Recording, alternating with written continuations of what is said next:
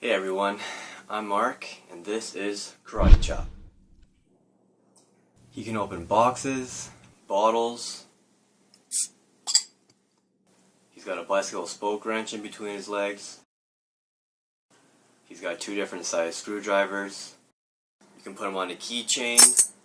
And a 1/4-inch hex wrench for screwdriver bits. I need your help in order to make a minimum purchase order.